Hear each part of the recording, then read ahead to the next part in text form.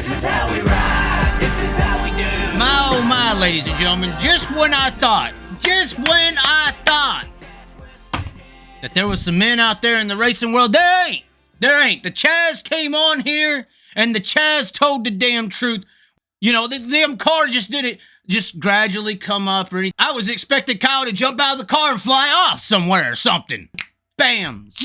The car just launch up like it's at the damn Kennedy Space Center, like it's going to the moon and back. Somebody said Tanner English this and that, and Tanner English's car doesn't look anything like that. It looks very different. Very, very different. And was heavily scrutinized when everybody saw it.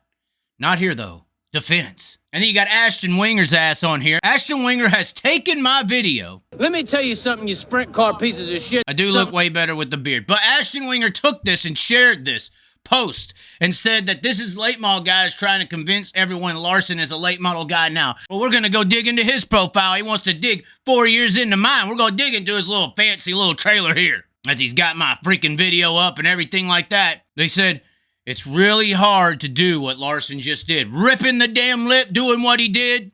All this stuff. Best race in a while. All four wheels in the fluff. Oh my God, what a beast. Larson, he's so good. He's a professional driver. Look at that. Professional driver at the top level of racing. It ain't hard to do what Kyle Busch did. That's for damn sure. Go out there and look like an idiot and need provisionals. Like father, like son, huh?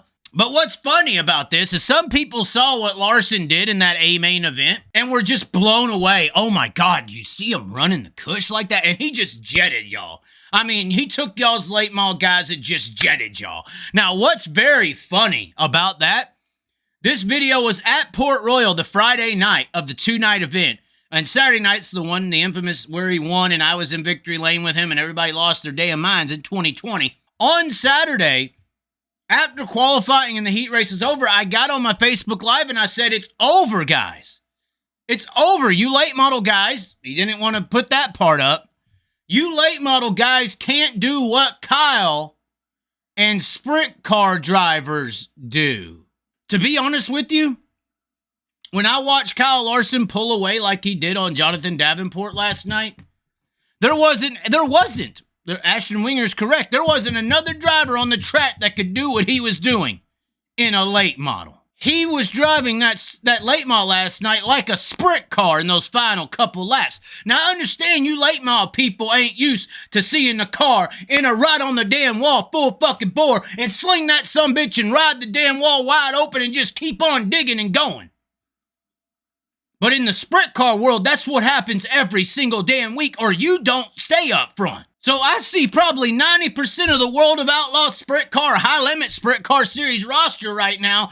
If you gave them enough time in a dirt late model, the exact amount of time that Kyle Larson has received in that race car and in equal equipment, Jonathan Davenport would have been battling for 15th last night. There's 10 guys right now. It ain't Donnie Schatz. I know y'all keep, Donnie Schatz ain't a fucking slam the wall and keep on digging guy. But Rico is, Buddy Kofoid is, Sheldon Hodenshaw is, David Gravel can. There's a lot of guys out there in that sprint car element that Giovanni there's a list of guys that would have been right on Larson's ass in those last 13 laps last night. Your closest thing to a sprint car driver in late model races outside of Kyle Larson is Bobby fucking Pierce. Outside of that, when the track's like that and the winning way is to get up on the top and romp and ram, y'all ain't got it. Now, that ain't taking anything away from you late model guys. You're really, really damn good. But I saw something last night in those final 13, and that was a sprint car driver in a late model.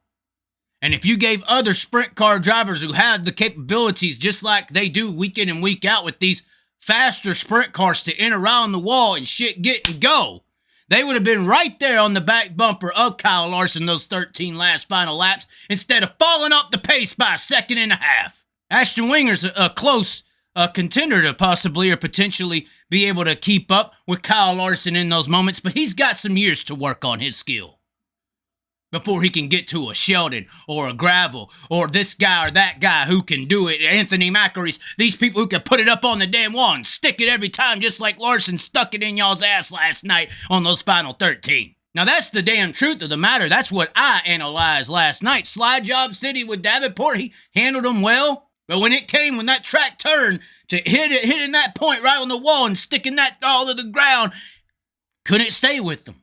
But I know sprint car guys that could have got in a late model with the same amount of time and stuck with his ass. Y'all don't have to do that. In sprint car racing, if you don't do that, you don't qualify.